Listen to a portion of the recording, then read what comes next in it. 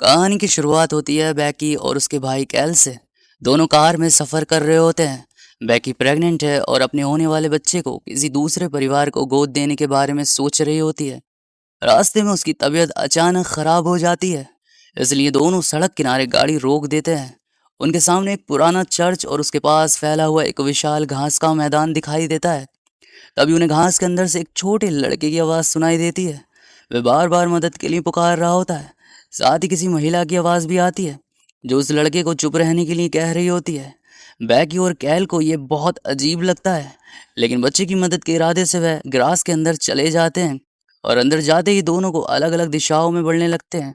बैकी police को phone करने की कोशिश करती है, जबकि कैल लड़के की आवाज़ की तरफ बढ़ता है।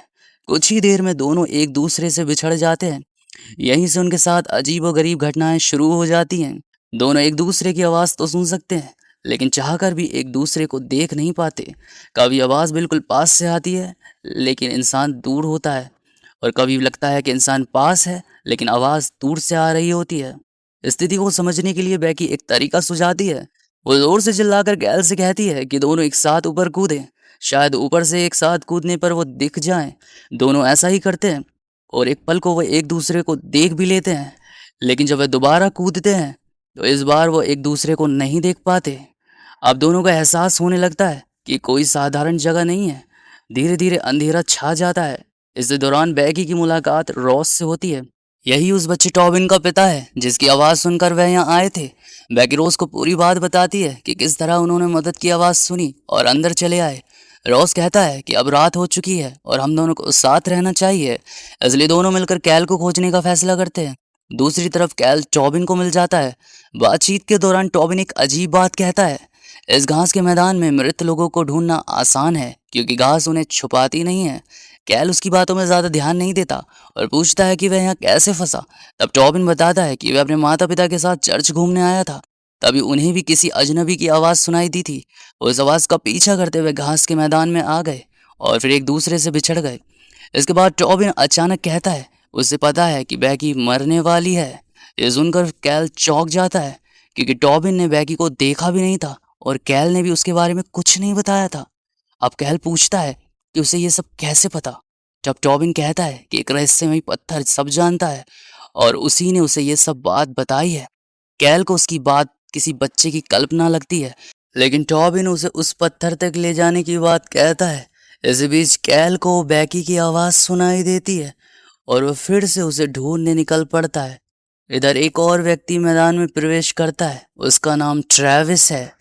वह बैकी का बॉयफ्रेंड और उस बच्चे का पिता है। काफ़ी समय से बैकी और कैल का कोई पता नहीं चल रहा था, इसलिए वह उन्हें खोजते खोजते यहाँ तक पहुँच गया। अंदर आते ही उसकी मुलाकात टॉबिन से होती है। टॉबिन उसे देखकर कहता है वह जानता है ट्रेविस किसे खोज रहा है। फिर वह उसे एक महिला की लाश के पास लेकर जाता है। ट्रेविस उसे देखकर टूट जाता है क्योंकि उसे लगता है कि वह बैकी है। सुबह होने तक ट्रेविस भी इस मैदान से बाहर निकलने की कोशिश करता है, लेकिन वह भी बाकी लोगों की तरह रास्ता नहीं ढूंढ पाता। यही कहानी एक बहुत बड़े रहस्य की तरफ बढ़ती है।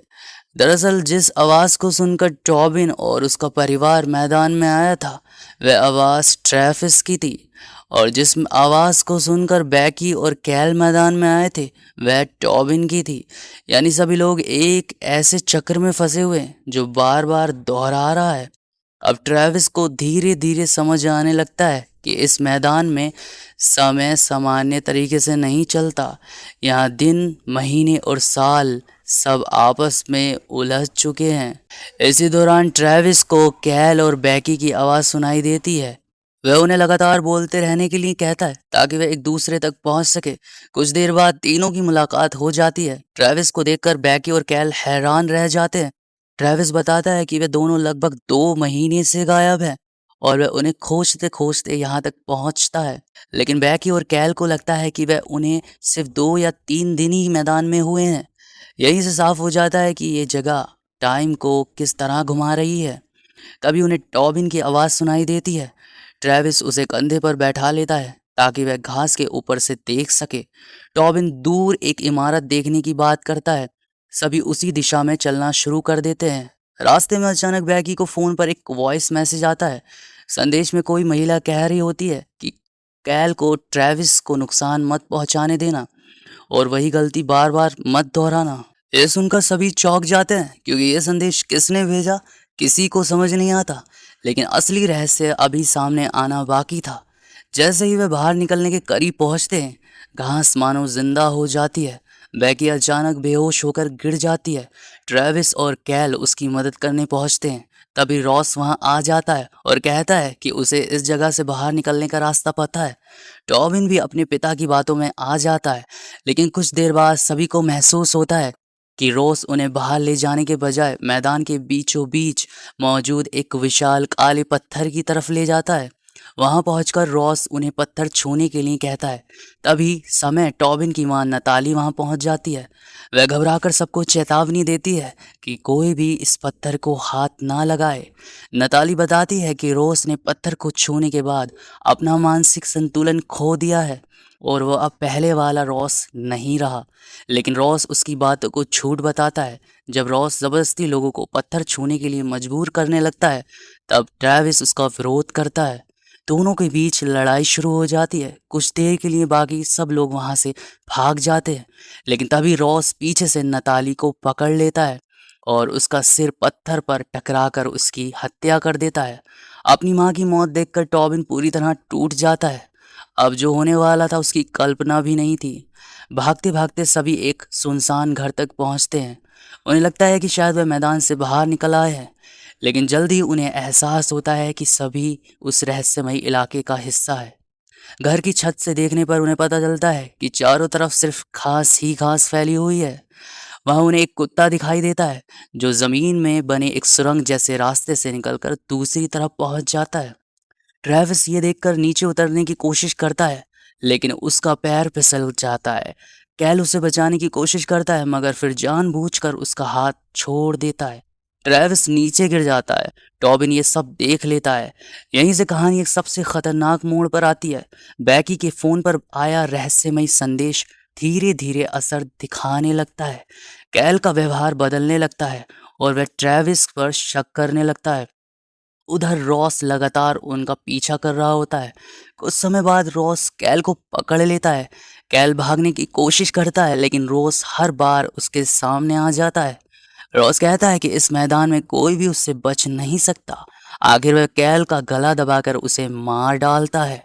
इसके बाद एक बेहद डरावना दृश्य दिखाई देता है। मैदान में कैल की सिर्फ एक नहीं बल्कि कई लाशें मौजूद होती हैं।